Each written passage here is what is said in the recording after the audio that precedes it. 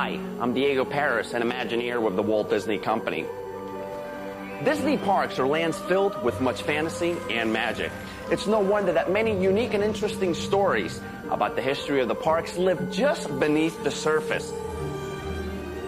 But beyond the magic lies a world of rich mythology. Now, for the first time, a program will be going behind the shroud of secrecy of Walt Disney Imagineering to help separate fact from fiction.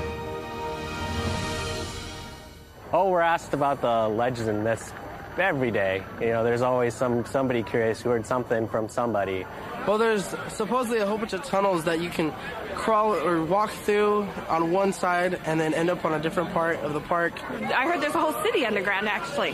One of those interesting legends that comes up again and again is, did Walt Disney live here? Did he have a private residence here at Disneyland?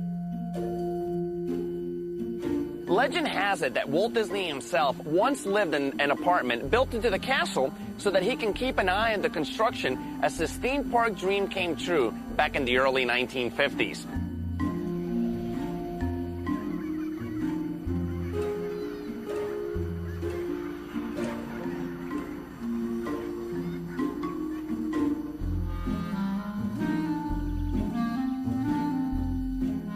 Sleeping Beauty Castle is the centerpiece of Disneyland, acting as the gateway to the park's many lands and attractions. But some people say that Sleeping Beauty wasn't the only person calling this castle home.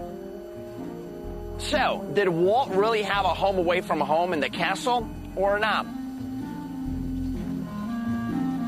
Well, it so happens that Walt never had an apartment built into Sleeping Beauty Castle, but we do know that Walt had plans for a royal suite in Cinderella Castle at Walt Disney World's Magic Kingdom, but it was never completed as designed.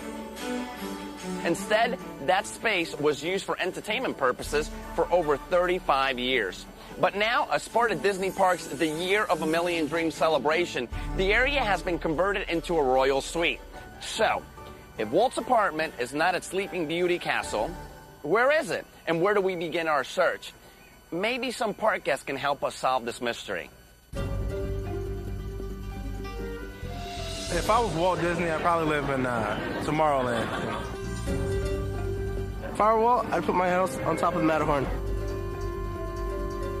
If I were Walt Disney, I would put it on the Tower of Terror. Yeah. So far, we've looked into Cinderella Castle, Sleeping Beauty Castle, but we have yet to find Walt's apartment. But the story does not stop there. In fact, it starts here, where Disneyland begins, on Main Street, USA.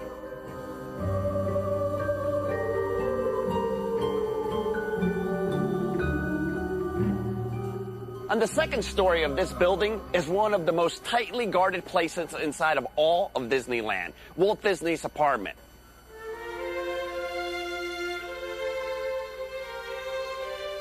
It wasn't long after Disneyland got into its planning stages that he plotted out an actual apartment on Main Street above the fire station, right next to City Hall, where he could come in, say, after a long week at the studio and camp out there on Friday night and be raring to go Saturday morning and spend a very productive weekend that I think he also just really enjoyed the fun of it.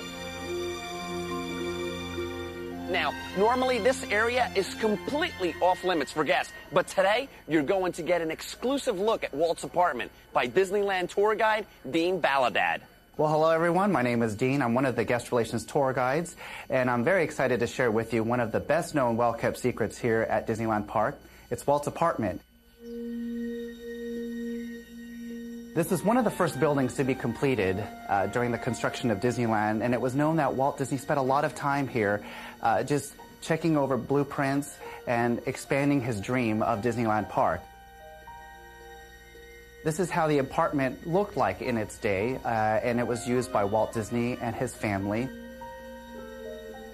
You'll notice that there is a rose and green motif, and it was known that Lillian Disney herself liked a rose patterns. The apartment is decorated in a Victorian style. The original decorator was Emile Curry, and he was more than qualified because he had worked on movies such as Mary Poppins and Pollyanna, and as you can see, that Victorian style fit very well here on Main Street, USA. So this is the kitchenette here at Walt Disney's apartment, and you'll see that it's a very modest size, and it wasn't really meant to bake or cook, but just simply a pantry. And a lot of guests often ask us, what was Walt Disney's favorite snack item? Well, the answer to that lies in this piece here, and this was a sandwich press, and Walt Disney loved making grilled cheese sandwiches, and we're thrilled that we still have this here at the Disney apartment. Well, you'll notice that these day beds are our sofas, but this is the reveal underneath. They're mattresses, and when Walt Disney and Lillian Disney would stay the night, the covers would come off and these beds would pull out. And then, of course, these cabinets, these hidden cabinets, would suggest that you could have blankets, and you can also imagine that the grandchildren also have their coloring books and their board games to entertain themselves when they stay the night here at the apartment. Well, right below us is the Disneyland Firehouse. Of course, every Main Street USA had to have a firehouse. And interestingly enough, below us was a fire pole that extended up into the second floor of this apartment. And the fire pole was right around this area. And to this day, we don't know for certain if Walt Disney ever used it for a quick exit. Rumor has it that one of the reasons why the fire pole was sealed up is that two adventurous boys had shimmied up the pole and discovered this beautiful apartment, and luckily Walt Disney wasn't home to be disturbed. People often ask us, did Walt Disney have another apartment? Well, in fact, he did plan a second hideaway, and Walt Disney envisioned this as a second apartment because he and his family outgrew the smaller apartment. Unfortunately, Walt passed away before the suite was finished, and his family decided not to have it completed. Today, it's home to the Disney Gallery. We're here on the second floor of New Orleans Square. Right here, we've got concept sketches for the apartment. This is an early concept sketch for the dining room. Now, if you look at this great room, you'll see how ornate it is. Everywhere from floor to ceiling, we've got molding all over the place. This sketch right here, that was the concept sketch for the formal sitting area. Let's go and take a look out at the courtyard. It's one of the most quiet spots in Disneyland. In fact, when you're there, you actually kind of forget that you're in Disneyland. Occasionally, you'll hear some growls from the Jungle Cruise, and Fantasmic, you hear some of the firework explosions and stuff like that. But for the most part, this is a great quiet spot where the guests can sit and relax. Now, one of the coolest things is an autographed photo of Walt Disney thanking us cast members and stores. So it's something that's very special to all of us because we take Walt to great heart. We love what Walt did with the place, and those of us up here in the gallery get to walk in the steps where he was going to entertain his guests. You know, someone who has a very special memory of this apartment is Mouseketeer Bobby Burgess. He was here at Disneyland with Walt on opening day.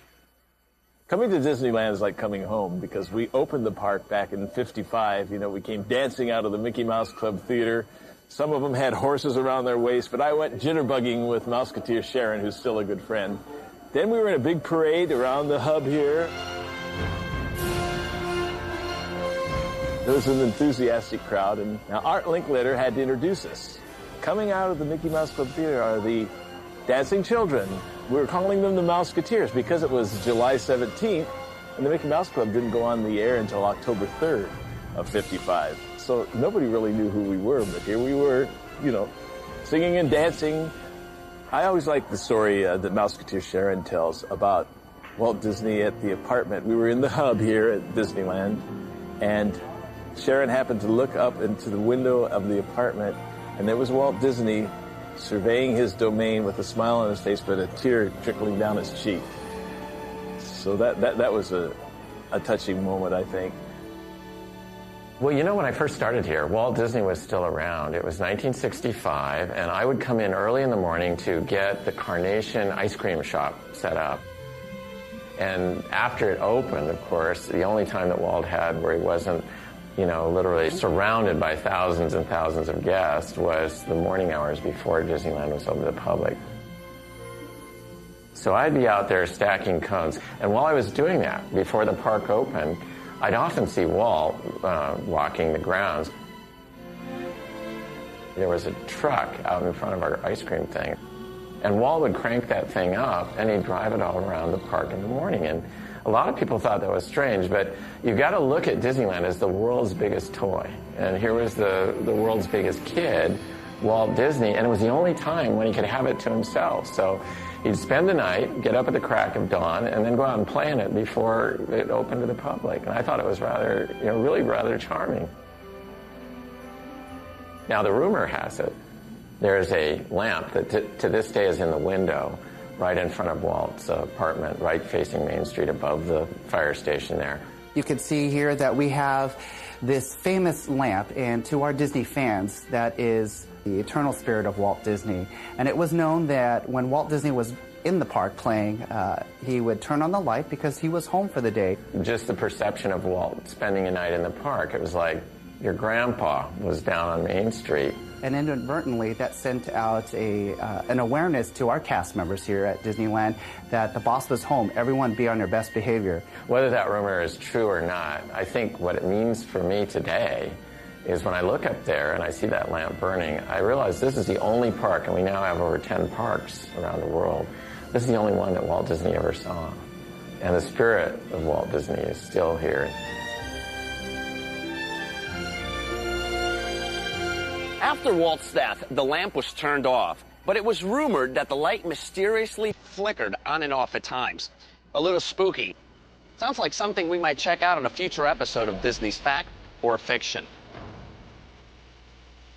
So, there you have it, another Disney fact. Walt did live in Disneyland from time to time. By the way, on your next visit to the Disneyland Resort, don't forget to look up at the window above the fire department. You'll see this little shining light in the window, and you'll know that Walt Disney's still keeping a close eye on the happiest place on Earth. Hope you will join us next time as we explore the many secrets of Disney's fact or fiction.